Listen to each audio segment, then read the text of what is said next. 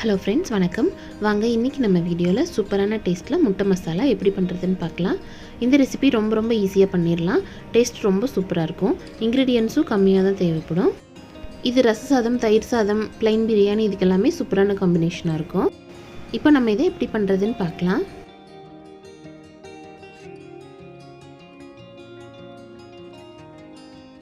இப்போ ஃபஸ்ட் இதுக்கு தேவையான அளவுக்கு முட்டை வேக வச்சு தோல் உரித்து எடுத்துக்கலாம். நான் 5 முட்டை வேக வச்சுருக்கேன். இப்போ மசாலாவுக்கு 2 பெரிய வெங்காயம், 2 தக்காளி நீளமாக கட் பண்ணி எடுத்துக்கலாம். வெங்காயம் தக்காளி நல்லா சன்னமாக கட் பண்ணி எடுத்துக்கலாம். அப்போ தான் டேஸ்ட் நல்லாயிருக்கும். இதோட 4 பல் பூண்டு தட்டி வச்சுக்கலாம். கொஞ்சமாக கருவேப்பிலை எடுத்துக்கலாம். இப்போ தாளிக்கிறதுக்கு ஒரு 2 டேபிள் ஸ்பூன் அளவுக்கு எண்ணெய் சூடு பண்ணிக்கலாம். எண்ணெய் நல்லா சூடானதும் கொஞ்சமாக கடுகு சேர்த்துடலாம். அதோட ஒரு 1/4 ஸ்பூன் அளவுக்கு சோம்பு சேர்த்து நல்லா பொரிய விட்டுடலாம். இதெல்லாம் நல்லா பொரிஞ்சோடனே ஃபஸ்ட்டு பூண்டை சேர்த்து நல்லா வதக்கிடலாம்.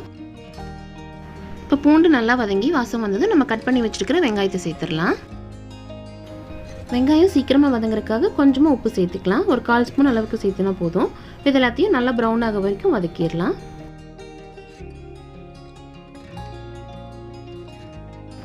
வெங்காயம் இந்த அளவுக்கு நல்லா ப்ரௌன் ஆக வரைக்கும் வதக்கிடலாம். அப்போ தான் டேஸ்ட் நல்லாயிருக்கும். இப்போ இதில் நம்ம கட் பண்ணி வச்சுருக்கிற தக்காளியை சேர்த்துடலாம். இப்போ இதில் தக்காளி கலவை ஒரு 1/4 ஸ்பூன் உப்பு சேர்த்து வதக்கிடலாம். இப்போ தக்காளி வதங்கி பச்சை வாசம் போனோடனே இதில் கொஞ்சமாக தண்ணி சேர்த்துக்கலாம்.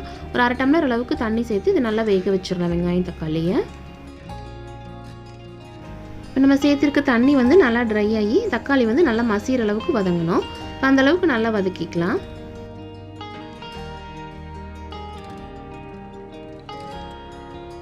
இப்போ தண்ணியெல்லாம் நல்லா ட்ரை ஆகி வெங்காயம் தக்காளி நல்லா வெந்துருச்சு. இப்போ இதில் கொஞ்சமாக மஞ்சள் தூள் சேர்த்துக்கலாம். காரத்துக்கு தேவையான அளவுக்கு குழம்பு தூள் சேர்த்துக்கலாம். இதோட 1 ஸ்பூன் சிக்கன் மசாலா, 1/2 ஸ்பூன் சீரகத்தூள் சேர்த்துக்கலாம், நல்லா வாசமாக இருக்கிறதுக்காக. இதெல்லாத்தையும் நல்லா கலந்து விட்டுடலாம். இதெல்லாத்தையும் நல்லா ஒரு தடவை கலந்து விட்டுட்டு ஒரு 1/4 டம்ளர் அளவுக்கு தண்ணி சேர்த்துக்கலாம். இப்போ இது நல்லா கொதிச்சு மசாலா பச்சை வாசம் போகிற அளவுக்கு வேகட்டும். நம்ம ஏற்கனவே வெங்காயம் தக்காளி வதக்கும் போது உப்பு சேர்த்துருக்குறோம். அதனால இந்த ஸ்டேஜில் எல்லாத்தையும் கலந்து விட்டுட்டு உப்பு சரியாக இருக்கான்னு பார்த்துக்கலாம். இதில் கருவேப்பிலை சேர்த்துட்டு நம்ம வேக வச்சுருக்கிற முட்டை எல்லாத்தையும் கட் பண்ணி சேர்த்துக்கலாம். இப்போ முட்டையோட இந்த வெங்காயம் தக்காளி மசாலா நல்லா கோட்டாகி வர அளவுக்கு பொறுமையாக கலந்து விட்டுக்கலாம். நம்ம வேகமாக கலந்துட்டோம்னா முட்டையோட மஞ்சள் எல்லாம் உடஞ்சிரும்.